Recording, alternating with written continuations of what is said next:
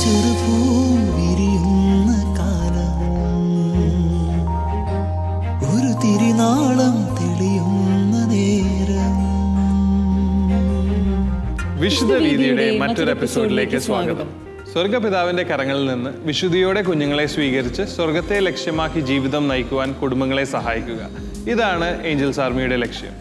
സ്വർഗത്തിൽ നിന്നും സ്വർഗത്തിലേക്ക് മധുരമൊഴിക്ക് ശേഷം ഏഞ്ചൽസ് ആർമി വീണ്ടും നിങ്ങൾക്കായി ഇവിടെ ഒരുക്കുന്നു വിശുദ്ധ വീതി, a family's journey to holiness. ചിലരുടെ ലൈഫിൽ കുറേ കോംപ്ലിക്കേഷൻസും കുറേ റിസ്ക്കും ഫേസ് ചെയ്തുകൊണ്ടാണ് കുഞ്ഞുങ്ങളെ സ്വീകരിക്കുന്നത്. ഇതുപോലത്തെ കുറേ ഫാമിലീസിനെ പറ്റി നമ്മൾ കേട്ടിട്ടുണ്ട്. ഇന്നത്തെ ചർച്ചാ വിഷയവും ഇത് തന്നെയാണ്. ദൈവത്തിൻ്റെ കരങ്ങളിൽ കംപ്ലീറ്റായി ആശ്രയിച്ചുകൊണ്ട് കുഞ്ഞുങ്ങൾക്ക് ജന്മം നൽകുന്ന മാതാപിതാക്കന്മാർ. 8 സിസേറിന് ശേഷവും ജീവന് യെസ് പറഞ്ഞ ഒരു കറേജിയസ് ആയിട്ടുള്ള ഒരു ഈ ടോപ്പിക്കിനെ പറ്റി സംസാരിക്കുവാനായിട്ട് ആപ്റ്റായിട്ടുള്ള ഒരു കപ്പിളിനെയാണ് നമുക്കിന്ന് കിട്ടിയിരിക്കുന്നത്. മാർട്ടിൻ ചേട്ടനും ലിന ചേച്ചിയാണ്. മാർട്ടിൻ ചേട്ടൻ പ്രൊഫഷണലി ഇൻറ്റീരിയർ ഫർണിഷിങ്ങുമായി ബന്ധപ്പെട്ട് പ്രവർത്തിക്കുന്നു. ഒപ്പം ശുശ്രൂഷ മേഖലകളിൽ വളരെയധികം സജീവമായി പ്രവർത്തിക്കുന്നുണ്ട്. KCBC പ്രോ ലൈഫ് സമിതിയുടെ സ്റ്റേറ്റ് സെക്രട്ടറിമാരിൽ ഒരാളാണ് മാർട്ടിൻ ചേട്ടൻ.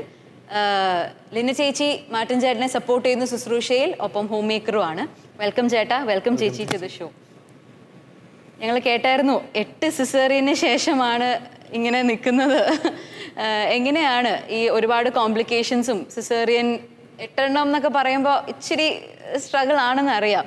എങ്കിലും ഇതിനോടുള്ളൊരു ഓപ്പൺനെസ്, ജീവന് വേണ്ടിയിട്ട് ഇങ്ങനെ ഒരു ഓപ്പൺ ആയിട്ട് നിൽക്കുന്ന ഈ സ്റ്റെപ്പൊക്കെ എടുക്കാനുള്ള ഒരു ധൈര്യം, ഇതൊക്കെ ഞങ്ങളുമായിട്ടൊന്ന് പങ്കുവെക്കാമോ? ഞങ്ങൾക്ക് ഇതൊക്കെ ഭയങ്കര ഒരു ചലഞ്ചിങ് ആണ് കേൾക്കുമ്പോൾ തന്നെ. ഞാൻ എൻ്റെ 18ാം വയസ്സിൽ നവീകരണത്തിലേക്ക് വരുന്നു. ആ കാലഘട്ടത്തിൽ തന്നെ അനാഥരായ കുഞ്ഞുങ്ങളുടെ റീഹാബിലിറ്റേഷനുമായി ബന്ധപ്പെട്ട് തുടങ്ങി വെച്ച ഒരു ആ കാലഘട്ടങ്ങളിൽ ആ ശുശ്രൂഷയിൽ സഹകരിക്കുന്നുണ്ടായിരുന്നു. തീർച്ചയായും അവിടെ വെച്ചാണ് ഞാനും എൻ്റെ ജീവിത പങ്കാളിയെ കണ്ടെത്തുന്നതും. അതിനെ തുടർന്ന് ഈ കഴിഞ്ഞ 24 വർഷത്തിൻ്റെ പീരീഡിൽ ശുശ്രൂഷയിൽ തന്നെ ആയിരുന്നു. നവീകരണത്തിൽ വന്നതിന് ശേഷം ദൈവ ശുശ്രൂഷയിൽ തന്നെ വിവിധ മേഖലകളിലായിരുന്നു. കുറേയധികം കാറ്റഗിസം ടീച്ചർ എന്നുള്ള ഇത് മുതൽ അനേകം ശുശ്രൂഷ, ബൈബിൾ അപ്പോസ്റ്റലേറ്റ്, അങ്ങനെ അനേകം ശുശ്രൂഷ ജീസസ് യൂത്തിലെല്ലാം ഉണ്ടായിരുന്നെങ്കിലും, ഈ അനാഥരായ കുഞ്ഞുങ്ങളുടെ ശുശ്രൂഷയിലെല്ലാം ഉണ്ടായിരുന്നെങ്കിലും, ഈ അവനവൻ്റെ കുഞ്ഞുങ്ങൾക്ക് ജന്മം നൽകി ദൈവത്തിനും മനുഷ്യർക്കും ഉപകാരികളായി അവരെ വളർത്തിക്കൊണ്ടുവരുന്നതിനേക്കാൾ വലിയൊരു ശുശ്രൂഷയിൽ നിന്നുള്ള തിരിച്ചറിവിൽ നിന്നാണ് മേ ബി പുള്ളിക്കാരിക്ക് അത്ര അങ്ങാട് അങ്ങനെ ബോധ്യമില്ലെങ്കിൽ പോലും ഞാൻ എന്ത് പറഞ്ഞോ അതെല്ലാം അന്ന് തൊട്ട് ഇന്ന് വരെ 18 വർഷമായിട്ട് വിശ്വസിച്ച് എൻ്റെ കൂടെ നിന്നു. അതുകൊണ്ടാണ് തീർച്ചയായും ഇക്കാര്യത്തിൽ ഒരു ദൈവം ദാനമായി തരുന്ന മക്കൾക്ക് അല്ലെങ്കിൽ ജീവനോടുള്ളൊരു തുറവി കാണിക്കുവാൻ ഞങ്ങൾക്ക് പ്രേരകമായത്. ശരിക്കും പ്രസംഗിക്കാൻ ഭയങ്കര എളുപ്പമാണ് അല്ലേ? മക്കൾക്ക് തുറവയുണ്ടാവണം, ജീവന് തുറവയുണ്ടാവണം. അതും സിസേറിയൻ നമ്പർ കൂടുന്തോറും ഇത് പ്രാക്ടിക്കലി ഇംപ്ലിമെന്റ് ചെയ്യാനായിട്ടാണ് ശരിക്കും ബുദ്ധിമുട്ട്. കുറേ മെഡിക്കൽ റിസ്ക്കും എല്ലാം ഉണ്ട്. എന്തൊക്കെ ചലഞ്ചസ് ആണ് ഫേസ് ചെയ്തിരുന്നത് ചേച്ചി, ഒന്ന് പറയാമോ? ആദ്യത്തെ മോളെ പ്രസവിക്കുന്ന സമയത്ത് മാത്രമേ ഒരു കോംപ്ലിക്കേഷൻ ഞങ്ങൾക്ക് ഉണ്ടായിരുന്നുള്ളൂ. മൂത്ത മോൾക്ക് PDA ഒരു കംപ്ലൈൻറ്റ് ഉണ്ടായിരുന്നു. 1 വയസ്സായപ്പോഴേക്കും ഓപ്പറേഷൻ കഴിഞ്ഞു. മോൾക്ക് പിന്നെ കുഴപ്പമുണ്ടായില്ല. പിന്നെ ആദ്യത്തെ 3 സിസേറിയനും 3 വർഷത്തിനുള്ളിലായിരുന്നു. ആദ്യത്തെ 3 ആ ഡെലിവറിക്ക് കൂടി സഹായിക്കാനായിട്ട് പാരൻസ് ഉണ്ടായിരുന്നു. അതിനുശേഷം പിന്നെ ഞങ്ങൾ വീട് മാറി 4ാമത്തെ സിസേറിയൻ തുടങ്ങി കുഞ്ഞു മുതൽ ഞങ്ങൾ ഒറ്റയ്ക്കാണ് താമസിക്കുന്നത്. അപ്പോൾ തുടങ്ങി ഒറ്റയ്ക്കാണ്. എനിക്കറിയില്ല എൻ്റെ പാരൻസിനോ അല്ലെങ്കിൽ മാർട്ടിൻ്റെ പാരൻസിനോ ഞങ്ങൾ കൂടെ വന്ന് നിൽക്കാനോ നോക്കാനോ നമ്മളെ സഹായിക്കാൻ പറ്റുന്ന ഒരവസ്ഥയായിരുന്നില്ല. അപ്പോൾ എൻ്റെ പരിശുദ്ധ അമ്മ തന്നെയായിരുന്നു എൻ്റെ കൂടെയെന്ന്. ജീവിതത്തിൽ എൻ്റെ കൂടെ എപ്പോഴും അമ്മയാണ് ഉണ്ടായിരുന്നത്. പിന്നെ എൻ്റെ മക്കളും ചെറിയ കുട്ടികളായിരുന്നപ്പോഴാണെങ്കിലും വലുതായിരുന്നപ്പോഴും ആദ്യത്തെ 3 പേര് എന്നെ നന്നായിട്ട് സഹായിച്ചിട്ടുണ്ട് ഓരോ ഡെലിവറിക്കും. അത് കഴിയുമ്പോഴൊക്കെ എന്നെ ഇപ്പോൾ കുഞ്ഞുങ്ങളെ വീട്ടു ജോലികളല്ല ഞാൻ പറയുന്നത്, കുഞ്ഞുങ്ങളെ ഒന്ന് എടുക്കുവാനും നോക്കുവാനൊക്കെ ആയിട്ട് അവർ ഏബിളായിട്ടുണ്ട്. ആണല്ലേ? ഡോക്ടേഴ്സ് അധികം റെക്കമെൻഡ് ചെയ്യൂലല്ലോ ഇത്രയും സിസേറിയന് ഇനിയും. അപ്പോൾ നിങ്ങൾ ഒരു ഡോക്ടറിനെ തന്നെയായിരുന്നോ കണ്ടിരുന്നത്, അതോ എങ്ങനെയാണ് നിങ്ങൾ അത് ഹാൻഡിൽ ചെയ്തത്? മൂന്നാമത്തെ സിസേറിയനൊക്കെ ആയപ്പോൾ തന്നെ നേരത്തെ പറഞ്ഞതുപോലെ 3 വർഷത്തിനുള്ളിലാണ് ഒരു സിസേറിയൻ കഴിഞ്ഞാൽ മിനിമം 3 വർഷത്തെ ബ്രേക്ക് വേണമെന്ന് പറയുന്നിടത്ത് നമുക്കറിയില്ല. കാരണം അന്ന് ഞാൻ അതിനു മുൻപ് വരെ ശുശ്രൂഷാ മേഖലകളിലും പ്രത്യേകിച്ച് ഭ്രൂണഹത്യയ്ക്ക് മറ്റുമെതിരെയുള്ള പ്രോ ലൈഫ് പ്രവർത്തനങ്ങളിലെല്ലാം അതിൻ്റെ എക്സിബിഷൻ സംഘടിപ്പിക്കുന്നു, അങ്ങനെയുള്ള കാര്യങ്ങളിൽ ജീസസ് യൂത്ത് പ്ലാറ്റ്ഫോമിലും അല്ലാതെ എല്ലാം പ്രവർത്തിച്ചിരുന്നത് കൊണ്ട് ജീവനോടുള്ളൊരു തുറവി എന്നുള്ളൊരു മനസ്സിൽ ഉണ്ടായിരുന്നു. അതുകൊണ്ട് തന്നെ മൂത്ത ആൾക്ക് 1 വയസ്സായപ്പോൾ തന്നെ 1 വയസ്സ് ബർത്ത്ഡേ ആഘോഷിക്കുമ്പോൾ ആണ് പുതിയൊരു വാർത്ത രണ്ടാമത്തെ പ്രഗ്നൻസി എന്നുള്ളത്. പക്ഷേ പെട്ടെന്ന് സമൂഹത്തിൽ നിന്ന് കുടുംബത്തിൽ നിന്നൊക്കെ അത് അക്സെപ്റ്റ് ചെയ്യാനുള്ളൊരു അത് അപ്പോഴാണ് നമ്മൾ ഇങ്ങനെ ഒരു പ്രവണത ഉണ്ടെന്ന് തന്നെ മനസ്സിലാക്കുന്നത്. അതുകൊണ്ട് ദൈവത്തിൽ മാത്രം ആശ്രയിച്ച് അങ്ങ് മുന്നേ പോയി. വെറുതെ ഒരു യാദൃശ്യമെന്ന് തോന്നാമെങ്കിലും ഈ 1ാമത്തെ ആൾ ജനിക്കുന്നത് പെസഹ വ്യാഴാഴ്ചയാണ്, 3ാമത്തെ ആൾ ജനിക്കുന്നത് ദുഃഖവെള്ളിയാഴ്ചയാണ്. അത് ദൈവം തമ്പുരാൻ തന്നെ നിശ്ചയിക്കണമല്ലോ. അപ്പോൾ അതുകൊണ്ട് പ്രത്യേകിച്ച് അങ്ങനെ ഒരു നമ്മൾക്കൊരു ചലഞ്ച് അങ്ങനെയൊന്നും തോന്നിയിട്ടില്ല. ഈ ഒരു നയം ഉണ്ടായിരുന്നു, ദൈവത്തിലുള്ള ആശ്രയം ഉണ്ടായിരുന്നു. അതുകൊണ്ട് വളരെ സിമ്പിളായിട്ട് ഈ ആദ്യത്തെ കുഞ്ഞിൻ്റെ ആ വിഷയം കഴിഞ്ഞ് കഴിഞ്ഞാൽ തലേന്ന് വരെ ഹോസ്പിറ്റലിൽ ഡെലിവറിക്ക് അഡ്മിറ്റ് ആണതിൻ്റെ തലേന്ന് വരെ നിറവയറുമായിട്ട് ഇയാൾ തന്നെ വീട്ടിലെ കാര്യങ്ങളെല്ലാം ചെയ്യും, ഞാനും സപ്പോർട്ട് ചെയ്യും. മൂത്ത കുട്ടികൾ ആ ഒരു 3 പേര് ഒരു ബാച്ചാണ്. പിന്നീട് ഒരു 3-4 വർഷത്തെ ഗ്യാപ്പ് ഉണ്ട് അടുത്ത ആൾക്ക്. അവരും പറ്റുന്നില്ല, അവരും കൂടും. സിസേറിയന് പോയി പലപ്പോഴും 7ാം മാസം വരെയൊക്കെ ഞങ്ങൾ 2 വീലറിനാണ് ചെക്കപ്പിനൊക്കെ പോകുന്നത്. 3-4 പ്രസവം വരെ എറണാകുളത്തായിരുന്നു, എറണാകുളത്തെ ഹോസ്പിറ്റലുകളിലായിരുന്നു. തീർച്ചയായിട്ടും ഡോക്ടേഴ്സ് ആദ്യം കൊച്ചിയിലെ ഒരു ഹോസ്പിറ്റലായിരുന്നു, പിന്നെ എറണാകുളത്ത് ഡോക്ടേഴ്സ് ഒരു 3 ഒക്കെ ആയപ്പോഴേക്കും തൊട്ട് അവർ ഭർത്താവിന് കൗൺസിലിംഗ് വേണം, പിന്നെ ഹെൽത്ത് സെൻ്ററിൽ നിന്ന് ആൾ വരുന്നു, അങ്ങനെ വലിയൊരു അപ്പം നമ്മൾ അപ്പോഴാണ് ഈ സമൂഹത്തിനോട് ഇത്രത്തോളം എതിർപ്പുണ്ടെന്ന് ഉള്ളൊരു ബോധ്യം കിട്ടുന്നത്. ആ സമയത്ത് ഞങ്ങളതിനൊന്നും വഴങ്ങിയില്ല. അപ്പോൾ 4ാമത്തെ തവണ ആയപ്പോഴേക്കും പറഞ്ഞു ഇനി ഇത് പറഞ്ഞു വന്നേക്കരുന്ന് തന്നെ പറഞ്ഞു 4ാമത്തെ ഡോക്ടർ. അതുകൊണ്ട് 5ാമത്തെ പ്രഗ്നൻസി, പക്ഷേ 4ാമത്തെ പ്രഗ്നൻസിയിൽ ഞങ്ങൾ കണ്ട ഒരു പ്രത്യേക ദൈവാനുഭവം ഉണ്ട്. അന്ന് വളരെയധികം പേടിപ്പിച്ചു നമ്മളെ. എന്തെങ്കിലും ആ ഒരു ടൈമിൽ എന്തെങ്കിലും ബ്ലീഡിങ് ആയാൽ 20 മിനിറ്റിനുള്ളിൽ ഹോസ്പിറ്റലിൽ എത്തിച്ചില്ലെങ്കിൽ അമ്മയും കുഞ്ഞും മരിക്കും, അങ്ങനെ പല രീതിയിലും. പക്ഷേ നമ്മൾ ദൈവത്തിൽ ആശ്രയിച്ചു. 4ാമത് ഞങ്ങൾ ഹോസ്പിറ്റലിൽ അഡ്മിറ്റ് ആകുമ്പോൾ, എറണാകുളത്തെ ലോർദ് ഹോസ്പിറ്റലിൽ അഡ്മിറ്റ് ആകുമ്പോൾ തൊട്ട് ഓപ്പോസിറ്റ് റൂമിൽ ഒരു ഇസ്ലാം കുടുംബത്തിലെ ഒരു ചേച്ചി 5 പെൺകുഞ്ഞുങ്ങൾ, 4 പെൺകുഞ്ഞുങ്ങൾ, വീണ്ടും 5ാമത് പ്രഗ്നൻ്റ് ആയിരിക്കുന്നു. അപ്പോൾ അവർ 5ാമത്തെ കുഞ്ഞിനെ ഒരു ആൺകുട്ടിയെ പ്രതീക്ഷിച്ചാണ്. അപ്പോൾ ഡെലിവറി നടന്നു, ഒരു ആൺകുഞ്ഞ് ജനിച്ചവർക്ക് അവർ വളരെ സന്തോഷമായിട്ട് എല്ലാവർക്കും മധുരമൊക്കെ വിതരണം ചെയ്തു. 2ാം ദിവസം അതിൻ്റെ പിറ്റേന്ന് ഞങ്ങൾക്കും 4ാമത്തെ കുഞ്ഞ് ജനിക്കുന്നു. 2ാം ദിവസം അവരുടെ ഈ ജനിച്ച കുട്ടിയെ ICUയിലേക്ക് മാറ്റി, NICUയിലേക്ക്. 2-3 ദിവസത്തിനുള്ളിൽ ആ കുഞ്ഞ് മരിച്ചു. ആ ഇയാളെ തിയേറ്ററിൽ നിന്ന് കൊണ്ടുവന്ന് ബെഡിൽ കിടത്തിയേക്കുന്നിടത്ത് കാല് വന്ന് പിടിച്ചിട്ട് പറഞ്ഞു, മോളെ എന്നെ അള്ളാഹ് ശിക്ഷിച്ചതാണ്, എനിക്കൊരു ആൺകുഞ്ഞിനെ കിട്ടിയപ്പോൾ പ്രസവം നിർത്തി, മോള് അതിന് സമ്മതിച്ചില്ലല്ലോ എന്ന് അവരുടെ ഒരു ബോധ്യത്തിൽ നിന്ന് അവരങ്ങനെ പറഞ്ഞു. അപ്പോൾ ഞങ്ങൾക്കതൊരു ശരിക്കും പറഞ്ഞു കഴിഞ്ഞാൽ നമ്മൾ ദൈവത്തോട് ചേർന്ന്, ഡോക്ടർ നല്ല പ്രഷർ ഉണ്ടായിരുന്നു, തിയേറ്ററിൽ കയറ്റിയിട്ട് പോലും പറഞ്ഞിട്ട് കാര്യമില്ല, അവരുടെ ഒരു നയമാണല്ലോ. തിയേറ്ററിൽ കയറ്റിയപ്പോൾ പോലും ഉപദേശിച്ചെങ്കിലും ഇയാളും സമ്മതിച്ചില്ല ആ സമയത്തെല്ലാം. പിന്നെ 5ാമത്തേത് തൊട്ട് അതുകൊണ്ട് എറണാകുളത്തിന് പുറത്ത് സിസ്റ്റർ മാർസലസ് ആണ്, കോട്ടയം കിടങ്ങൂരുള്ള സിസ്റ്റർ മാർസലസ് ആണ് നമുക്കൊരു സപ്പോർട്ടായിട്ട്. 5-6 സിസേറിയൻ ഉണ്ടായിരുന്നത്. 6ാമത്തെ സിസേറിയൻ കഴിഞ്ഞപ്പോൾ സിസ്റ്റർ മരിച്ചു. അപ്പോഴാണ് ഡോക്ടർ ഫിൻഡോ, കുഴിക്കാട്ടുശ്ശേരി മറിയം തെരേസ ഹോസ്പിറ്റലിൽ ഡോക്ടർ ഫിൻഡോയാണ് 7ാമത്തെയും 8ാമത്തെയും സിസേറിയനെ അറ്റൻഡ് ചെയ്തത്. സിസ്റ്റർ മാസിനെ പറ്റി ഒരുപാട് കേൾക്കുകയുണ്ടായി. ആയിരക്കണക്ക് കുഞ്ഞുങ്ങൾക്ക് ജന്മം 50,000. അതെ, 50,000 കണക്കിന് കുഞ്ഞുങ്ങൾ ജനിക്കാനുള്ളതിന്റെ വലിയൊരു ആയിരുന്നു സിസ്റ്റർ മാർസലസ്. ഞങ്ങളുടെ ജീവിതത്തിൽ യഥാർത്ഥത്തിൽ മറ്റാരേക്കാളും ഈ പറഞ്ഞ 50,000 പേരെക്കാളും ഏറ്റവും അധികം കടപ്പെട്ടിരിക്കുന്നതാണ് സിസ്റ്റർ മാർസലസിനോട്. കാരണം ദൈവം കഴിഞ്ഞാൽ എന്ന് പറയത്തക്ക വിധത്തിൽ സിസ്റ്ററിനോട് ഞങ്ങൾക്കൊരു കടപ്പാടുണ്ട്. ഞങ്ങൾക്ക് 6 കുഞ്ഞുങ്ങളായിരിക്കെ ശരിക്കും ഞങ്ങളുടെ ജീവിത പശ്ചാത്തലമെല്ലാം വെച്ച് 6 മതിയെന്ന് ആലോചിച്ചുകൊണ്ടിരിക്കുന്നൊരു സമയത്ത്, പ്രസവം നിർത്താമെന്ന് തീരുമാനിച്ചില്ലെങ്കിലും 6 പേർ മതിയെന്ന് തീരുമാനിക്കുന്ന സമയത്ത് ഒരു വൈദികൻ പ്രാർത്ഥിച്ചപ്പോൾ പറഞ്ഞു 7ാമതൊരു കുഞ്ഞിനെ കൂടി തരുമെന്ന്. പിന്നീടുള്ള 3 വർഷത്തിനുള്ളിൽ 3 അബോർഷനാണ് ഞങ്ങൾക്ക്. 3 കുഞ്ഞുങ്ങളെ 2.25 മാസത്തിൻ്റെ ആ പീരീഡിൽ വെച്ച് കിട്ടാതെ വന്നു. സിസ്റ്ററിൻ്റെ അടുത്ത് ഇനിയിപ്പോൾ ഞങ്ങൾ വേണ്ടെന്ന് വെക്കുകയാണ് എന്ന് പറഞ്ഞപ്പോൾ ദൈവം തരാമെന്ന് പറഞ്ഞിട്ടുണ്ടെങ്കിൽ തരും, അത് നീയാണ് തീരുമാനിക്കണതെന്ന് ഒരു വാക്ക് എന്നോട് സിസ്റ്റർ പറഞ്ഞു, ഞങ്ങളോട് ഒരുമിച്ച് പറയുന്നു.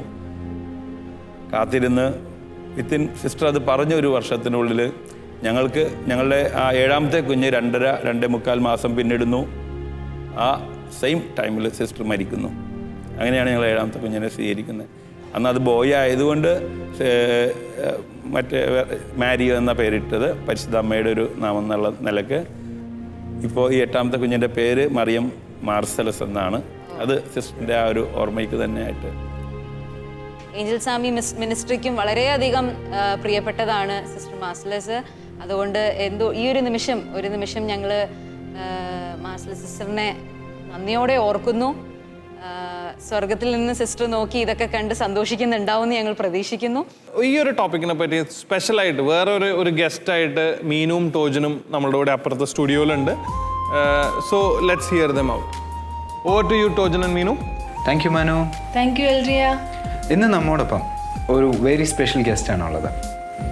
തൃശ്ശൂരിലെ കുഴിക്കാട്ടുശ്ശേരിയിൽ മറിയം ത്രേസ്യ ഹോസ്പിറ്റലിൽ വർക്ക് ചെയ്യുന്ന ഡോക്ടർ ഫിൻഡോ. ഗൈനക്കോളജിസ്റ്റാണ്. ഭാര്യ ആശ, 4 മക്കളുണ്ട്. സോ ഡോക്ടർ, വെൽക്കം ടു വിശുദ്ധ.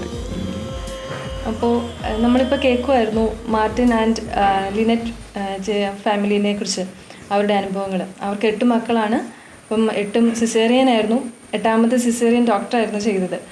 അപ്പം നമ്മൾ ഇപ്പം സാധാരണ രീതിയിൽ ഇപ്പം 2 സിസേറിയൻ കഴിഞ്ഞു, 3ാമത്തെയും സിസേറിയൻ ആണെന്നൊക്കെ കേൾക്കുമ്പോൾ സാധാരണ രീതിയിൽ പലർക്കും ആശങ്കയാണ്. അപ്പം ഈ ഒരു കാര്യത്തെക്കുറിച്ച് ഡോക്ടർ ഒന്ന് ഷെയർ ചെയ്യാവോ? എന്താണ് ഡോക്ടറിന് പറയാനുള്ളത്? നമുക്ക് പലർക്കും ആ ഒരു ആശങ്കയെ കുറിച്ചൊക്കെ. ആദ്യത്തെ പ്രസവം സിസേറിയൻ ആയാൽ 2ാമത്തത് പിന്നെ സിസേറിയൻ ആവും. 2ാമത്തെ പ്രസവത്തോടു കൂടി പ്രസവം നിർത്തണം എന്ന് ചിന്തിക്കുന്ന ഒരുപാട് പേര് നമ്മുടെ സമൂഹത്തിലുണ്ട്. ഇന്നത്തെ കാലഘട്ടത്തിലുണ്ടായ മാറ്റം ഒരു 25 വർഷം അല്ലെങ്കിൽ 30 വർഷം എന്നുള്ളതിനേക്കാൾ കഴിഞ്ഞ് ഇപ്പോൾ നമ്മൾ 2020-ലാണ് ജീവിക്കുന്നത്. 1980-കളിലൊക്കെ സിസേറിയൻ ശസ്ത്രക്രിയ നടത്തുമ്പോൾ ഗർഭപാത്രത്തിൻ്റെ നെടുകനെയാണ് മുറിവിടുക. യൂട്രസിൻ്റെ അടിഭാഗത്തല്ല മുറിവ് വരുന്നത്, യൂട്രസിൻ്റെ മുകൾ ഭാഗത്ത് നെടുകനെ മുറിവിടുന്ന ഒരു രീതിയാണ് ഉണ്ടായിരുന്നത്. ഞങ്ങളതിനെ ക്ലാസിക്കൽ സിസേറിയൻ എന്ന് വിളിക്കും. പിന്നീട് 1990-കളിലാണ് കുറുകനെ ഓർ ലോവർ സെഗ്മെൻറ്റ് സിസേറിയൻ എന്ന് പറയുന്ന ഒരു രീതി നമ്മുടെ നാട്ടിലൊക്കെ കൂടുതലായിട്ട് പ്രചാരത്തിലായിട്ടുള്ളത്. ഇപ്പോൾ ഈ ലോവർ സെഗ്മെൻറ്റ് സിസേറിയൻ ചെയ്യുമ്പോൾ തന്നെ അതിനുപയോഗിക്കുന്ന നൂലുകളിലൊക്കെ മാറ്റങ്ങൾ വന്നിട്ടുണ്ട്. അതുപോലെ തന്നെ ഇൻഫെക്ഷനൊക്കെ ഉള്ള സാധ്യതകൾ വളരെയധികം കുറഞ്ഞു. അപ്പോൾ ഈ കാരണങ്ങളാൽ ആദ്യത്തെ ഡെലിവറി സിസേറിയൻ ആയാലും 2ാമത്തെ ഡെലിവറി നോർമൽ ഡെലിവറിക്ക് ട്രൈ ചെയ്യാനായിട്ടുള്ള സാധ്യതകൾ ഉണ്ട് എന്ന് തന്നെയാണ് ഇപ്പോഴത്തെ ശാസ്ത്രീയമായിട്ടുള്ള അറിവുകൾ നമ്മൾ മനസ്സിലാക്കുന്നത്. അപ്പോൾ ആദ്യത്തെ ഡെലിവറിയും 2ാമത്തെ ഡെലിവറിയും സിസേറിയൻ ആയാൽ പിന്നീട് എന്ത് ചെയ്യും? അടുത്ത ഒരു ഡെലിവറി നോർമൽ ഡെലിവറിക്ക് നമ്മൾ ശ്രമിക്കുമോ എന്ന് എന്നോട് ചോദിച്ചാൽ ഞാൻ പറയും 2 സിസേറിയൻ കഴിഞ്ഞാൽ പിന്നീട് അടുത്തത് നോർമൽ ഡെലിവറിക്ക് ശ്രമിക്കുമ്പോൾ ഗർഭപാത്രത്തിൻ്റെ അടിഭാഗത്തുള്ള മുറിവ് അകലാനായിട്ട് ചെറിയൊരു സാധ്യതയുണ്ട്. 1% ഉള്ളൂ എങ്കിൽ പോലും അങ്ങനെ ഒരു സാധ്യതയുണ്ട്. അതിനാൽ നമ്മൾ 3ാമത്തെ ഡെലിവറി എലക്റ്റീവായിട്ടുള്ള ഒരു സിസേറിയനാണ് നമ്മൾ പ്ലാൻ ചെയ്യുക. അപ്പം അങ്ങനെ ഒരു എലക്റ്റീവ് സിസേറിയൻ നമ്മൾ ചെയ്യുമ്പോൾ അതിൽ യൂട്രസിൽ മുറിവ് വിടാനായിട്ടുള്ള സാധ്യതകൾ വളരെ കുറവാണ്. കാരണം ലോവർ സെഗ്മെൻറ്റ് സിസേറിയൻ യൂട്രസിൻ്റെ അടിഭാഗത്തുള്ള മുറിവിൽ കുഞ്ഞ് ഇറങ്ങി വരുന്ന സമയത്ത് മാത്രമാണ് ആ മുറിവിലൊരു സ്ട്രെസ്സ് വരുന്നത്, അഥവാ മുറിവ് അകലാനായിട്ടുള്ള ഒരു സാധ്യത വരുന്നത്. എലക്റ്റീവ് സിസേറിയനിൽ നമ്മൾ പ്രസവത്തിൻ്റെ ഏകദേശ തീയതിക്ക് ഒരാഴ്ച മുൻപേ തന്നെ നമ്മൾ സിസേറിയൻ ചെയ്യുമ്പോൾ ഈ ലേബർ പെയിൻ അഥവാ പ്രസവവേദന സ്റ്റാർട്ട് ചെയ്യുന്നില്ല, കുഞ്ഞിൻ്റെ തലഭാഗം താഴേക്ക് ഇറങ്ങുന്നില്ല, അഥവാ ഈ മുറിവിലേക്കുള്ള സ്ട്രെസ്സ് കാര്യമായിട്ട് വരുന്നേയില്ല. അപ്പോൾ എലക്റ്റീവ് സിസേറിയനിൽ യൂട്രസിലുള്ള മുറിവ് അകലാനായിട്ടുള്ള സാധ്യത 0.05% ആണെന്നാണ് കണക്കുകൾ സൂചിപ്പിക്കുക. Or it is almost 0. 1000-ൽ ഒരെണ്ണം പോലും ഇല്ല എന്നാണ് പഠനങ്ങൾ പറയുക. അതായത് വളരെ സേഫായിട്ട് തന്നെ നമുക്ക് എലക്റ്റീവ് സിസേറിയൻസ് നമുക്ക് ചെയ്യാനായിട്ട് പറ്റും ഇഫ് ദ സിറ്റുവേഷൻ ഡിമാൻഡ്സ്. അപ്പോൾ സ്ത്രീകളുടെ ആരോഗ്യത്തിന് എപ്പോഴും നല്ലത് നോർമൽ ഡെലിവറി തന്നെയാണ്. പക്ഷേ നോർമൽ ഡെലിവറിക്ക് ശ്രമിക്കുന്നത് അമ്മയ്ക്കോ കുഞ്ഞിനോ അപകടമുണ്ടാക്കുമെങ്കിൽ നമ്മൾ എലക്റ്റീവായിട്ടുള്ള ഒരു സിസേറിയൻ നമ്മൾ ചെയ്യേണ്ടി വരും. ഇപ്പോൾ 2 സിസേറിയൻ കഴിഞ്ഞ ഒരാൾക്ക് മൂന്നാമത്തത് ഒരു എലക്റ്റീവ് സിസേറിയൻ നമ്മൾ ചെയ്യേണ്ടി വരും. മൂന്നാമത്തെ സിസേറിയനിൽ പ്രസവം നിർത്തണോ വേണ്ടയോ എന്നുള്ളതാണ് നമ്മുടെ മുന്നിലത്തെ ചോദ്യം. കൂടുതൽ കുഞ്ഞുങ്ങൾ ആഗ്രഹിക്കുന്ന ധാരാളം ദമ്പതികൾ നമ്മുടെ സമൂഹത്തിലുണ്ട്. മൂന്നാമത്തേത് സിസേറിയൻ ആയതുകൊണ്ട് 3 സിസേറിയൻ ആയതുകൊണ്ട് മാത്രം പ്രസവം നിർത്താനായിട്ട് നിർബന്ധിക്കപ്പെടുന്ന ചിലരും നമ്മുടെ സമൂഹത്തിലുണ്ട്. ഇനിയും കുഞ്ഞുങ്ങൾ ആഗ്രഹിച്ചിട്ടും മൂന്നാമത്തെ സിസേറിയനിൽ ഇനി പറ്റില്ല എന്നുള്ള കാരണം കൊണ്ട് പ്രസവം നിർത്തുന്ന ഒരു രീതി നമ്മുടെ സമൂഹത്തിൽ നമ്മൾ കാണാറുണ്ട്. 4ാമത്തെയോ 5ാമത്തെയോ സിസേറിയൻ ചെയ്യാൻ പറ്റുമോ എന്നുള്ളതാണ് മാർട്ടിൻ ലിനറ്റ് ദമ്പതികളുടെ ഒരു അനുഭവത്തിൽ നിന്ന് എന്നോട് ചോദിച്ചിട്ടുള്ളത്. എൻ്റെ അനുഭവം ഞാൻ പറയാം. ഞാൻ ഇന്നും ഒരു 4ാമത്തെ സിസേറിയൻ ചെയ്യുകയുണ്ടായി. അവരുടെ 2 സിസേറിയൻ കഴിഞ്ഞപ്പോൾ പ്രസവം നിർത്തിയതായിരുന്നു. നിർഭാഗ്യവശാൽ അവരുടെ 2ാമത്തെ കുഞ്ഞ് പ്രസവശേഷം 10ാമത്തെ ദിവസം മരിച്ചുപോയി. പിന്നീട് അവർ എൻ്റെ അടുത്ത് വന്ന് റീകാനലൈസേഷൻ, ട്യൂബ് തിരിച്ചു തുന്നുന്ന ഓപ്പറേഷൻ ചെയ്തതിന് ശേഷമാണ് അവർ വീണ്ടും 3ാമത് ഗർഭിണിയായത്. ഇപ്പോഴവർക്ക് 4ാമതൊരു കുഞ്ഞിനെ കൂടി ദൈവം കൊടുത്തു.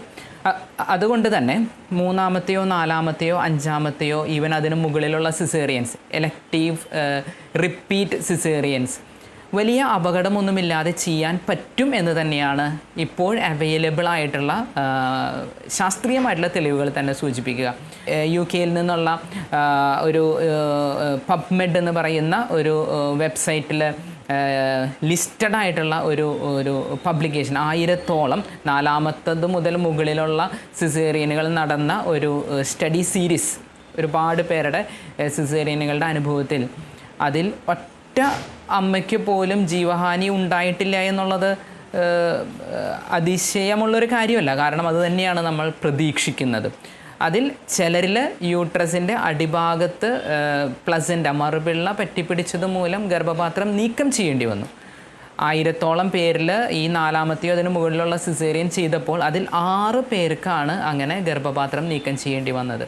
മറ്റുള്ള സിസേറിയനുകളെ അപേക്ഷിച്ച് നോക്കുമ്പോൾ വലിയ ഒരു അപകട സാധ്യതയൊന്നും ഇല്ല എന്ന് UK-യിലെ പഠനങ്ങളിൽ നിന്ന് കൃത്യമായിട്ട് സൂചിപ്പിക്കുന്നുണ്ട്. അപ്പോൾ നമ്മുടെ നാട്ടിലും ഇതെല്ലാം സാധ്യമാണ്. 4ാമത്തെയും 5ാമത്തെയും 6ാമത്തെയും 7ാമത്തെയും ഒക്കെ സിസേറിയനുകൾ നമ്മുടെ നാട്ടിൽ സാധ്യമാണെന്നുള്ളത് ഈ കഴിഞ്ഞ വർഷങ്ങളിലൂടെയുള്ള എൻ്റെ അനുഭവമാണ്. അപ്പോൾ കൂടുതൽ കുഞ്ഞുങ്ങളെ ആഗ്രഹിക്കുന്നവർക്ക് തീർച്ചയായിട്ടും അതിന് സാധ്യതയുണ്ട്. സിസേറിയൻ ആണ് എന്നുള്ള ഒറ്റ കാരണം കൊണ്ട് നമ്മൾ പ്രസവം നിർത്തേണ്ട ആവശ്യമില്ല. നിങ്ങളുടെ തീരുമാനം, ദൈവം നിങ്ങൾക്ക് ഒരു കുഞ്ഞിനെ കൂടി തരാനായിട്ട് ആഗ്രഹിക്കുന്നെങ്കിൽ ആ കുഞ്ഞിനെ സ്വീകരിക്കാനായിട്ടുള്ള നിങ്ങളുടെ മനസ്സിനെ സപ്പോർട്ട് ചെയ്യാനായിട്ട് ഞങ്ങൾ വില്ലിംഗ് ആണ്. ഞാൻ മാത്രമല്ല, ഇതുപോലത്തെ മറ്റു ഡോക്ടേഴ്സും നമ്മുടെ സമൂഹത്തിലുണ്ടെന്ന് നമ്മൾ തിരിച്ചറിയണം. Thank you. ഡോക്ടർ, ഞാൻ ഇപ്പോൾ നമ്മുടെ ഇന്നത്തെ വിഷയം അങ്ങോട്ട് മുമ്പോട്ട് വയ്ക്കുകയാണ്. ഈശോയോട് ചേർന്ന് നമുക്കെങ്ങനെ കുഞ്ഞുങ്ങൾക്ക് ജന്മം നൽകാം? ഈ ഒരു കാലഘട്ടം എന്ന് പറയുന്നത് ഒരു വെരി ബിസി വേൾഡാണ്. ഭാര്യയും ഭർത്താവും പ്രൊഫഷണൽസ് ആയിരിക്കുന്ന ഒരു കാലഘട്ടം. എല്ലാവരും അവരവരുടെ തിരക്കുകൾ. കുഞ്ഞുങ്ങളെന്ന് പറയുമ്പോൾ തന്നെ 1 അല്ലെങ്കിൽ മാക്സിമം 2 എന്ന് പറയുന്നൊരു യുഗത്തിലാണിത് നമ്മൾ ജീവിക്കണേ. അപ്പോൾ ഇവരോടൊക്കെ നമുക്ക് എങ്ങനെ പറയാൻ പറ്റും? ഈശോയോട് ചേർന്ന് നിന്ന്, അല്ലെങ്കിൽ ഒരു ജീവനെ നശിപ്പിക്കാനോ ഒരു ജീവന് തടസ്സം നിൽക്കാനോ നമുക്കൊരു അവകാശമില്ല. ഈശോയോട് ചേർന്ന് നിന്ന് നമുക്ക് ജീവനോടുള്ള തുറവി വേണമെന്ന് എങ്ങനെ പറയാൻ പറ്റും അവരോട്? ഡോക്ടറിന് എന്താ പറയാനുള്ളത്? ഒരു കുഞ്ഞ് ഒരു കുടുംബത്തിലേക്ക് വരുമ്പോഴുണ്ടാകുന്ന ഒരു അനുഗ്രഹം എത്രയാണെന്ന് തിരിച്ചറിയുന്നവർക്ക് ആ കുഞ്ഞിന് വേണ്ടി എടുക്കേണ്ടി വരുന്ന ത്യാഗങ്ങൾ അത് പലപ്പോഴും ഒരിക്കലും ഒരു ഭാരമായിട്ട് അവർ കാണുന്നില്ല. അപ്പോൾ തിരക്കുള്ള ജീവിതമാണ്, പ്രൊഫഷണൽ ആയിട്ടുള്ള തിരക്കുകളുണ്ട്, സാമൂഹികപരമായിട്ടുള്ള തിരക്കുകളുണ്ട്, ഒരുപാട് തിരക്കുകൾ നമുക്കുണ്ട്. എങ്കിലും ഒരു കുഞ്ഞ് ഒരു കുടുംബത്തിലേക്ക് വരുമ്പോൾ ഒരിക്കലും നശിച്ചു പോകാത്ത ഒരു ആത്മാവിന് ശരീരം കൊടുക്കാനായിട്ടാണ് ദൈവം ദമ്പതികളെ ഇൻവൈറ്റ് ചെയ്യുന്നത്. അപ്പോൾ ഏറ്റവും സന്തോഷത്തോടു കൂടി ദൈവത്തിൻ്റെ സൃഷ്ടികർമ്മത്തിൽ പങ്കുചേരാനായിട്ടുള്ള ഒരു തീരുമാനം ദമ്പതികൾ എടുക്കുമ്പോൾ അവർക്ക് കുഞ്ഞുങ്ങളെ ഉണ്ടാക്കാനായിട്ട് പറ്റില്ല. ദൈവം തന്നാൽ മാത്രമേ ഒരു കുഞ്ഞിനെ സ്വീകരിക്കാനായിട്ട് സാധിക്കുള്ളൂ. അങ്ങനെ ഒരു കുഞ്ഞിനെ സ്വീകരിക്കാനായിട്ട് തീരുമാനമെടുക്കുന്ന ദമ്പതികളുടെ ജീവിതത്തിൽ അവർ നേരിടേണ്ടി വരുന്ന പ്രയാസങ്ങളും ബുദ്ധിമുട്ടുകളും എല്ലാം ദൈവം അനുഗ്രഹമായിട്ട് മാറ്റുന്നു എന്ന് നമ്മൾ തിരിച്ചറിയുന്നു, അല്ലെങ്കിൽ നമ്മളത് കാണുന്നു. അപ്പോൾ മുന്നോട്ടുള്ള വഴികളിൽ കുഞ്ഞ് വളരുന്ന കാലഘട്ടത്തിലെല്ലാം ആ കുഞ്ഞിന് വേണ്ടി ഉറക്കമിളയ്ക്കുന്ന രാത്രികളും വേദനകളും കഷ്ടപ്പാടുകളും എല്ലാം ഉണ്ടെങ്കിലും ഈ കുഞ്ഞിലൂടെ ദൈവം നമ്മുടെ കുടുംബത്തിലേക്ക് തരുന്ന അനുഗ്രഹങ്ങൾ എത്രയോ അധികമാണ്. ഈ കുഞ്ഞുങ്ങളെന്ന് വെച്ച് കഴിഞ്ഞാൽ തിന്നാനായിട്ടുള്ള വായ മാത്രമല്ലല്ലോ, അവർക്ക് നമ്മുടെ ജീവിതത്തിലേക്ക് തരാനായിട്ട് ഒരുപാട്. ആ കുഞ്ഞിൻ്റെ ചിരിക്കുന്ന ഒരു മുഖം, അത് നമ്മുടെ ഹൃദയത്തിന് തരുന്ന സന്തോഷം എന്നുള്ളത് ഒരുപക്ഷെ നിർവചിക്കാനാവാത്തതാണ്. ആ കുഞ്ഞുങ്ങളുടെ ബുദ്ധി, അവർ വളർന്നു വരുന്നു. ആ ബുദ്ധിയായിരിക്കാം ഒരു പക്ഷേ നാളത്തെ പ്രശ്നങ്ങൾക്കുള്ള ഉത്തരങ്ങൾ, നമ്മൾ ഫേസ് ചെയ്യാൻ പോകുന്ന ഒരുപാട് സങ്കീർണമായിട്ടുള്ള പ്രശ്നങ്ങൾക്കുള്ള ഉത്തരങ്ങൾ ഒരു പക്ഷേ അവരുടെ തലയിൽ നിന്നായിരിക്കാം വരാനായിട്ട് പോകുന്നത്. സ്നേഹിക്കാനായിട്ടുള്ള ഹൃദയവും ചിന്തിക്കാനായിട്ടുള്ള ബുദ്ധിയും അധ്വാനിക്കാനായിട്ടുള്ള കൈകാലുകളും എല്ലാമുള്ള മനുഷ്യജീവനുകളാണ് നമ്മുടെ കുടുംബങ്ങളിലേക്ക് വരുന്നത്. ഈ കുഞ്ഞുങ്ങളെ ഒരിക്കലും ഒരു ഭാരമായിട്ട് കാണാതെ ആ കുഞ്ഞുങ്ങളെ ദൈവത്തിൻ്റെ വലിയ അനുഗ്രഹമായിട്ട് കണ്ട് അവരെ സ്വർഗോന്മുഖരാക്കി നമ്മുടെ കുടുംബത്തിനും നമ്മുടെ സമൂഹത്തിനും രാജ്യത്തിനും അനുഗ്രഹമുള്ള മക്കളാക്കി വളർത്തുക എന്നുള്ളതാണ് ഒരുപക്ഷെ നമുക്ക് നമ്മുടെ സമൂഹത്തിന് ചെയ്യാവുന്ന ഏറ്റവും നന്മയുള്ള കാര്യമെന്ന് നമ്മൾ തിരിച്ചറിയണം. കുഞ്ഞുങ്ങൾ ഒരിക്കലും ഒരു ഭാരമല്ല, അവരെ വെറും ഒരു ജനസംഖ്യയായിട്ട് കാണാതെ അവരെ ദൈവത്തിൽ നിന്ന് നമുക്ക് സ്വീകരിക്കാവുന്ന ഏറ്റവും വലിയ അനുഗ്രഹമായിട്ട് കണ്ട് ആ കുഞ്ഞുങ്ങൾക്ക് വേണ്ടി വിശാലമായിട്ടുള്ള ഒരു ഹൃദയം, ആ കുഞ്ഞുങ്ങളെ ആഗ്രഹിക്കുന്ന സ്വീകരിക്കുന്ന വിശാലമായിട്ടുള്ള ഹൃദയം നമുക്കുണ്ടായിരിക്കട്ടെ എന്ന് ഞാൻ ആഗ്രഹിക്കുന്നു, ആശംസിക്കുന്നു. വളരെ നല്ലൊരു ഇൻഫോർമേറ്റീവായിട്ടുള്ള കാര്യങ്ങളാണ് ഡോക്ടർ നമ്മളോട് അടുത്ത് പങ്കുവച്ചത്. വളരെ തിരക്കേറിയ ഒരു അതെ, ഇത്രയും ഒരുപാട് തിരക്കുള്ള ഡോക്ടറാണെന്ന് അറിയാം. അപ്പോൾ ഈ ഒരു തിരക്കിനിടയ്ക്കും ഇങ്ങനെ ഒരു ലൈവ് വീഡിയോ കോൺഫറൻസിങ്ങിന് വരാൻ സമയം കണ്ടെത്തിയതിനോർത്ത് ഡോക്ടറിന് ഒരുപാട് നന്ദി പറയണം. Thank you very much. Thank you doctor. Back to you Manu and Elriya. Thank you Tojan and Meenu. Doctor ഫിൻഡോ വളരെയധികം പ്രോ ലൈഫിനെ സപ്പോർട്ട് ചെയ്യുന്ന ഒരു ഡോക്ടറാണ്. സിസേറിയനൊക്കെ വളരെയധികം ഇനീഷ്യേറ്റീവ് എടുത്ത് പ്രൊമോട്ട് ചെയ്യുന്ന, സിസേറിയൻ ആണെങ്കിൽ കൂടിയും പ്രൊമോട്ട് ചെയ്യുന്ന ഒരു ഡോക്ടറും കൂടിയാണ് ഡോക്ടർ ഫിൻഡോ. ഇങ്ങനത്തെ കറേജിയസ് ആയിട്ടുള്ള സ്റ്റെപ്സുകൾ, കറേജിയസ് ആയിട്ടുള്ള തീരുമാനങ്ങൾ, ജീവന് വേണ്ടിയിട്ട് നിൽക്കുന്ന ഒരുപാട് മാതാപിതാക്കളുണ്ട്. ഇവരതിലൊന്നാണ്. ഒരാൾക്കാരെ നമ്മളിവിടെ പരിചയപ്പെട്ടിട്ടുള്ളൂ. ഇതിനെക്കുറിച്ച് കൂടുതൽ ആഴത്തിൽ അച്ഛൻ എന്താണ് പറയാനുള്ളത് നമുക്ക് കേൾക്കാം. അച്ഛനിലേക്ക് നമുക്ക് പോകാം. Over to Philippine. ഈശോമിശിഹായ്ക്ക് സ്തുതിയായിരിക്കട്ടെ. വളരെ മനോഹരമായൊരു സബ്ജക്റ്റാണ് നമ്മൾ സംസാരിച്ചുകൊണ്ടിരിക്കുന്നത്. ദൈവ ആശ്രയത്തിൽ ഊന്നി നിന്നുകൊണ്ട് മക്കൾക്ക് ജന്മം കൊടുക്കുന്ന മാതാപിതാക്കൾ, ദൈവത്തിൽ ഉറച്ചു നിന്നുകൊണ്ട്. അതിൽ രണ്ട് കാര്യങ്ങളുണ്ട്. ഒന്ന് ദൈവാശ്രയബോധം, രണ്ട് മക്കൾക്ക് ജന്മം കൊടുക്കൽ. പ്രിയപ്പെട്ടവർ, ആദ്യം തന്നെ ഞാനൊരു കാര്യം പറഞ്ഞോട്ടെ. ഈ ദൈവാശ്രയബോധം മക്കൾക്ക് ജന്മം കൊടുക്കുന്ന കാര്യത്തിൽ മാത്രമല്ല കേട്ടോ, കുടുംബജീവിതത്തിൻ്റെ എല്ലാ കാര്യങ്ങളിലും നമ്മുടെ ആദ്യം മുതൽ അവസാനം വരെ മക്കൾക്ക് ജന്മം കൊടുക്കുന്നതാവും, അതിനു മുമ്പ് വിവാഹം കഴിക്കുന്ന കാര്യത്തിൽ, ദമ്പതി തിരഞ്ഞെടുക്കുന്ന കാര്യത്തിൽ, മക്കളെ ജനിപ്പിക്കുന്ന കാര്യത്തിൽ, മക്കളുടെ ഭാവി തിരഞ്ഞെടുക്കുന്ന കാര്യത്തിൽ, അവരുടെ വിദ്യാഭ്യാസം, നിങ്ങളുടെ തന്നെ ജോലികൾ, ഒരു വീട് വെപ്പ്, എന്തും ആവട്ടെ, ദൈവാശ്രയ ബോധം വേണം. എന്താ ദൈവാശ്രയ ബോധം? ദൈവഹിതം അറിയുക, അത് നടപ്പാക്കുക. അപ്പോൾ പിന്നെ നല്ലൊരു കാര്യം എന്താണെന്നറിയാവോ? അത് ദൈവത്തിന് ഇഷ്ടമല്ല നടപ്പാക്കുന്നത്, നമ്മുടെ ഇഷ്ടമല്ലല്ലോ. അപ്പോൾ പിന്നെ നമുക്ക് ടെൻഷൻ വേണ്ട. ഈ ഒരു ടോപ്പിക്കൊക്കെ മുമ്പോട്ട് വെക്കുമ്പോൾ തന്നെ കുറേ ക്രൂരമായ തമാശകൾ എപ്പോഴും മുമ്പോട്ട് വരാറില്ലേ? ഇപ്പോൾ ഒരു 3-4 കൂടുതൽ കുഞ്ഞുങ്ങളുള്ള കപ്പിൾസിനെ കാണുമ്പോൾ, പ്രത്യേകിച്ച് ആണുങ്ങളെ കാണുമ്പോൾ ചോദിക്കും, ഇതൊക്കെ തന്നെ ആണോ നിൻ്റെ പണിയെന്ന് ചോദിക്കും. അല്ല, യാതൊരു കൺട്രോളും ഇല്ലെന്ന്. ഞാൻ ഈ കഴിഞ്ഞ ദിവസം ഒരു TV ഷോ കാണുവാൻ, അതിനകത്ത് ഒരു ചെറുപ്പക്കാരൻ, ഒരു ടീനേജറാണ്. അവനോട് ആങ്കർ ചോദിച്ചു, വീട്ടിൽ എത്ര മക്കളുണ്ട്? 5 പേരുണ്ട്. ഇടുവൻ പറയാണ്, അപ്പൻ അതൊരു കൺട്രോളും ഇല്ലെന്നേ. അപ്പോൾ ആൾക്കാരെല്ലാം കൈയടിക്കുന്നു. ആൾക്കാരുടെ കൈയടി കിട്ടാൻ വേണ്ടി അപ്പനെ വരെ ട്രോളുന്ന കാലാണിത്. കൺട്രോൾ ഇല്ലാത്തവൻ, അത് തന്നെയാണോ പണി? പ്രിയപ്പെട്ടവരെ, തിരിച്ചു ചോദിക്കട്ടെ, ഇതൊരു പണിയാണോ? ലൈംഗികതയിൽ ഏർപ്പെടുന്നതും മക്കളെ ജനിപ്പിക്കുന്നതും ഒരു പണിയാണോ? അത് മാനുഷികമായി വെറും ബയോളജിക്കൽ ആക്ടിവിറ്റി മാത്രമായും സ്വാർത്ഥപരമായൊക്കെ ചിന്തിക്കുമ്പോൾ അതൊരു പണിയാണ്. അല്ലെങ്കിൽ അത് സ്നേഹത്തിൻ്റെ പങ്കുവെപ്പാണ്, ദൈവത്തോടൊപ്പം ചേർന്ന് നിന്നുള്ള സൃഷ്ടികർമ്മത്തിൽ പങ്കെടുക്കലാണ്, വിശുദ്ധിയുടെ ആഘോഷമാണ്. ഞാൻ ഈ ദിവസങ്ങളിൽ എൻ്റെ ഞാനിപ്പോൾ പഠിക്കുന്ന PhD തീസിസ് ഒരു പ്രഗ്നൻസിയുടെ ആത്മീയതയെ പറ്റിയാണ്. അപ്പോൾ ഞാൻ കുറേ ചെറുപ്പക്കാരായ കപ്പിൾസുണ്ട്, മക്കളൊക്കെ അധികമുള്ള കപ്പിൾസിന് ഇൻ്റർവ്യൂ ഉണ്ടാവുമായിരുന്നു. അപ്പോൾ അവരൊക്കെ ഇൻവേരിയബിളി പറഞ്ഞൊരു കാര്യമുണ്ട്. അവരുടെ ആദ്യ രാത്രിയിലേക്ക് അവർ കടന്നപ്പോൾ, പിന്നീട് ഓരോ രാത്രികളിലും അവർ വിശുദ്ധമായ മണിയറയിലേക്ക് കടന്നപ്പോൾ അവർ തിരുവചനം എടുത്ത് വായിച്ചെന്ന് പറയും. അത് എല്ലാവരും തന്നെ വായിച്ചു തുടങ്ങിയത് തോബിയാസിൻ്റെ പുസ്തകമായിരുന്നു. തോബിയാസിൻ്റെ പുസ്തകം 8-ാം അധ്യായം. തോബിയാസിന് റഫായേൽ മാലാഖ സൈറയ്ക്കും തോബിയാസിനും ആദ്യ രാത്രി തുടങ്ങുന്നതിന് മുമ്പ് കുറച്ച് കാര്യങ്ങൾ പറഞ്ഞു കൊടുത്തു. എങ്ങനെ നിങ്ങൾ നിങ്ങളുടെ മണിയറയിലേക്ക് പ്രവേശിക്കണം, എന്തിനു വേണ്ടിയാണെന്നറിയാവോ? സാത്താനെ മാറ്റി നിർത്താൻ.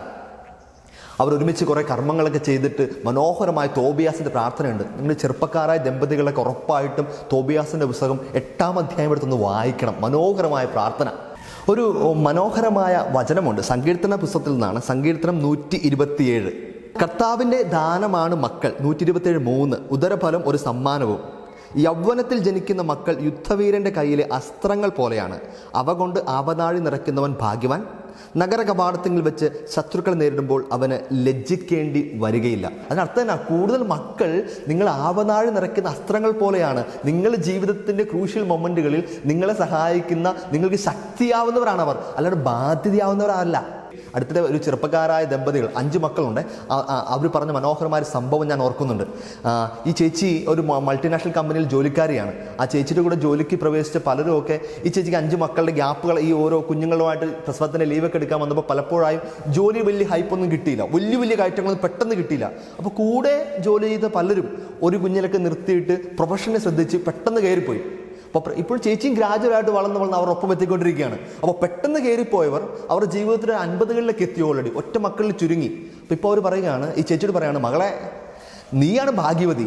ഞങ്ങളന്ന് ഒരു കുഞ്ഞ് മാത്രം മതിയും തീരുമാനിച്ച് ഞങ്ങൾക്ക് സാലറിയിൽ ഹൈക്കുണ്ടാവാനും പ്രൊഫഷണൽ ഹൈക്കുണ്ടാവാനും ശ്രമിച്ചു. പക്ഷേ ജീവിതാന്ത്യത്തിൽ തിരിഞ്ഞു നോക്കുമ്പോൾ നീയാണ് റിച്ച്. കാരണം എന്താണെന്നറിയാമോ, ഞങ്ങൾ ജോലിയൊക്കെ കഴിഞ്ഞ് വീട്ടിൽ ചെല്ലുമ്പോൾ, റിട്ടയർമെൻറ്റ് കഴിയുമ്പോൾ ഞങ്ങൾക്ക് ഡിപ്പെൻഡ് ചെയ്യാൻ ഒരാളേ ഉള്ളൂ, ഒരാളുടെ സാലറിയേ ഉള്ളൂ. അയാൾ ഈ നാട്ടിൽ ജീവിച്ചില്ല, ഞങ്ങൾ ഒറ്റപ്പെട്ടു പോകും. നിനക്ക് 5 മക്കളുണ്ട്, 5 മക്കളുടെ സാലറി ഉണ്ട്. ഇപ്പോൾ 1-2 മക്കൾ വിദേശത്ത് പോയി സെറ്റിലായാലും നോക്കാൻ താല്പര്യം കാണിച്ചില്ലെങ്കിൽ പോലും വീണ്ടും 2-3 മക്കൾ വീട്ടിലില്ലേ. അതുകൊണ്ട് കൂടുതൽ മക്കൾ ഒരിക്കലും ബാധ്യതയല്ല. കാരണം അത് ആവനാഴിലെ അസ്ത്രം പോലെയാണ്. പ്രത്യേകിച്ച് ജീവിതത്തിൻ്റെ ക്രൂഷ്യൽ മൊമെൻറ്റ്സുകളിൽ നിങ്ങളെ സഹായിക്കാൻ പോകുന്നത് ഈ കൂടെ നിന്ന് നിങ്ങൾ കർത്താവിനൊപ്പം നിന്നുകൊണ്ട് ജന്മം കൊടുത്ത മക്കളാണ്. അവർ തന്നെയാണ് സ്വർഗത്തിലേക്ക് നിങ്ങൾ കയറിപ്പോകുന്നതിനുള്ള ഏറ്റവും പ്രധാനപ്പെട്ട കാരണവും. മക്കൾ ഭൂമിയിലേക്ക് വരുന്നത് തടയാതെ ജീവന് വേണ്ടി തുറന്നു കൊടുക്കുന്ന, ഉദരം തുറന്നു കൊടുക്കുന്ന, മനസ്സ് തുറന്നു കൊടുക്കുന്ന, വീട് തുറന്നു കൊടുക്കുന്ന, ജീവിതം തുറന്നു കൊടുക്കുന്ന എല്ലാ ദമ്പതികളും സ്വർഗത്തിലേക്കുള്ള അവരുടെ വാതിലും കൂടി തുറന്നിടുകയാണ്. കുടുംബം ഒന്നിച്ചാണ് സ്വർഗത്തിലേക്ക് പോകുന്നത്. ഞാനൊരു ചെറിയ ചോദ്യം ചോദിച്ചോട്ടെ, ഒരു ചെറിയ സംശയം. വിള നശിപ്പിക്കലാണോ വിളനിലം നശിപ്പിക്കലാണോ വലിയ തെറ്റ്? അതായത് ഒരു പാടത്ത് വളർന്നു വരുന്ന, ഇപ്പോൾ കൃഷിയെടുക്കാറായി നിൽക്കുന്ന നെല്ല് നശിപ്പിക്കലാണോ ആ നെൽപ്പാടം തന്നെ നശിപ്പിക്കലാണോ ഏറ്റവും വലിയ പാപം? അല്ലെങ്കിൽ അബോർഷൻ എന്ന് പറഞ്ഞാൽ മഹാപാപമാണ്. അതെന്താ? വിള നശിപ്പിക്കലാണ്. അപ്പോൾ ഈ സ്റ്റെറിലൈസേഷൻ അല്ലെങ്കിൽ പ്രസവം നിർത്തൽ, വന്ധീകരണം എന്ന് പറയുന്നത് എന്താ? വിളനിലം നശിപ്പിക്കലല്ലേ പ്രിയപ്പെട്ടവരെ? ആർക്കും കുറ്റബോധം ഉണ്ടാക്കാൻ വേണ്ടി പറഞ്ഞതല്ല കേട്ടോ, പക്ഷേ അത് വലിയൊരു സത്യമാണ്. പ്രിയപ്പെട്ടവരെ, ജീവനോട് തുറവുള്ളവരാവാം നമുക്ക്. എപ്പോൾ നമ്മൾ ജീവനോട് വേണ്ട, അടച്ചു വെച്ചോ, വാതിലടച്ചോ, സ്വർഗത്തിൽ നിന്നുള്ള കൃപയുടെ വാതിൽ കൂടി നമ്മൾ അടച്ചു വെക്കുകയാണ്. പ്രിയപ്പെട്ടവർ, ഇത് കേട്ടിരിക്കുമ്പോൾ തന്നെ നമുക്ക് ഒന്നായിട്ടൊന്ന് പ്രാർത്ഥിക്കാം ഈ ജീവനോടുള്ള ഒരു വലിയ തുറവിക്ക് വേണ്ടി. കർത്താവായ മക്കളെ, നിങ്ങൾ കുടുംബമൊക്കെ ഒന്ന് ചേർന്ന് നിന്നേ. എല്ലാവരും പ്രതി യുവദമ്പതികളൊക്കെ ഉണ്ട്, അവരുടെ കരങ്ങളൊക്കെ ഒന്ന് ചേർത്ത് വെച്ചേ. ആ വിവാഹമെന്ന കൂദാശയുടെ വിശുദ്ധി മുഴുവൻ ഈ നിമിഷം ഒന്നുകൂടി സ്വീകരിച്ചേ. കർത്താവായ വിവാഹമെന്ന കൂദാശയോട് ഞങ്ങൾ ഒന്ന് ചേർത്തതിനെ ഓർത്ത് ഞങ്ങൾ നന്ദി പറയുന്നു. ഞങ്ങൾക്ക് തന്ന മക്കളെ, തരാൻ പോകുന്ന മക്കളെയൊക്കെ ഓർത്ത് നന്ദി പറഞ്ഞ് പ്രാർത്ഥിക്കുന്നു. പ്രത്യേകിച്ച് ഞങ്ങൾക്ക് ഈ ഒരു കൺഫ്യൂഷനൊക്കെ ഉണ്ടെങ്കിൽ, ജീവനെ സ്വീകരിക്കുന്ന കാര്യത്തിൽ, മക്കളെ ജനിപ്പിക്കുന്ന കാര്യത്തിലൊക്കെ ഒരു കൺഫ്യൂഷൻ ആയിട്ട് ആ മൊമെൻ്റൊക്കെ ആണെങ്കിൽ, തമ്പുരാനെ ശക്തമായിട്ട് ഞങ്ങൾക്ക് വിവേകം തരണമേ, സ്വർഗത്തിൻ്റെ വിവേകം തരണമേ. പ്രത്യേകിച്ച് പ്രസവം നിർത്തുന്നതിനെ പറ്റിയൊക്കെ തീരുമാനമെടുക്കുന്ന ആ ഒരു കാര്യത്തിൽ നിൽക്കുന്ന ദമ്പതികളൊക്കെ ഞങ്ങൾ സമർപ്പിച്ച് പ്രാർത്ഥിക്കുന്നു. ആ സ്വർഗത്തിൻ്റെ തീരുമാനത്തിലേക്ക് അവർ നടന്നു വരട്ടെ. സാത്താൻ്റെ എല്ലാ സ്വാർത്ഥപരമായ തീരുമാനങ്ങളിൽ നിന്നും അവർ മാറിപ്പോകട്ടെ എന്ന് ഞങ്ങൾ പ്രാർത്ഥിക്കുന്നു. സ്വർഗം വലിയ വെട്ടം കൊടുക്കണമേ. പ്രത്യേകിച്ച് ഈ രാത്രിയിൽ ഞങ്ങൾ പ്രാർത്ഥിക്കുമ്പോൾ ആരെങ്കിലൊക്കെ ഇങ്ങനെയൊക്കെ ചെയ്തതിൻ്റെ മേൽ കുറ്റബോധം പേറുന്നവരുണ്ടെങ്കിൽ, സ്വർഗമേ കനിവോടെ കരങ്ങൾ നീട്ടി അവരെ തൊടണമേ. ആ കുറ്റബോധം മായ്ച്ചു കളയണമേ. അവർക്ക് വീണ്ടും പ്രത്യാശയും പ്രതീക്ഷയും കൊടുക്കണമേ, മാപ്പ് കൊടുക്കണമേ. ഒപ്പം ഞങ്ങൾ പ്രാർത്ഥിക്കുന്നു, വർഷങ്ങളായിട്ട് പ്രാർത്ഥിച്ചിട്ട് മക്കളില്ലാത്ത ആരെങ്കിലൊക്കെ ഉണ്ടെങ്കിൽ ഞങ്ങൾ ഒന്നു ചേർന്ന് പ്രാർത്ഥിക്കുമ്പോൾ, വിശ്വാസത്തോടെ പ്രാർത്ഥിക്കുമ്പോൾ ഒത്തിരി ഉദരഫലങ്ങൾ ലഭിക്കപ്പെടട്ടെ. അമ്മേ മാതാവേ, സകല വിശുദ്ധരെ, പ്രത്യേകിച്ച് കുടുംബത്തിന് വേണ്ടി, മക്കൾക്ക് വേണ്ടി നിലനിന്ന അനേകം വിശുദ്ധരെ, അൽമായ വിശുദ്ധരെ, നിങ്ങളുടെ പ്രത്യേക മാധ്യസ്ഥം ഞങ്ങൾ ഈ നിമിഷം ആഗ്രഹിച്ച് പ്രാർത്ഥിക്കുന്നു. നമുക്കൊന്ന് ചേർന്ന് കുടുംബം ഒന്നിച്ച് ഈശോമിശിഹായുടെ ആശീർവാദം സ്വീകരിക്കാം. നമ്മുടെ കർത്താവ് ഈശോമിശിഹായുടെ കൃപയും പിതാവായ ദൈവത്തിൻ്റെ സ്നേഹവും പരിശുദ്ധാത്മാവിൻ്റെ സഹവാസവും പരിശുദ്ധ അമ്മയുടെയും സ്വർഗം മുഴുവൻ്റെയും മാധ്യസ്ഥവും സംരക്ഷണം ഉണ്ടാവട്ടെ, ഇപ്പോഴും എപ്പോഴും എന്നേക്കും. ആമേൻ. ഈശോമിശിഹായ്ക്ക് സ്തുതിയായിരിക്കട്ടെ. അച്ഛൻ വളരെ ബ്യൂട്ടിഫുൾ ആയിട്ട് ഈ ഒരു ടോപ്പിക്കിനെ വളരെ നല്ല രീതിയിൽ അച്ഛൻ പ്രസൻറ്റ് ചെയ്യുകയുണ്ടായി. ഇതുപോലെ ജീവന് വേണ്ടിയിട്ട് പ്രോ ലൈഫിനെ സപ്പോർട്ട് ചെയ്യുന്ന ഒരുപാട് മാതാപിതാക്കളും ഉണ്ടാകട്ടെ എന്ന് പ്രാർത്ഥിക്കുന്നു. വിശുദ്ധ വീതിയുടെ മറ്റൊരു എപ്പിസോഡിനായി നമ്മൾക്ക് കാത്തിരിക്കാം. Until then, good bye.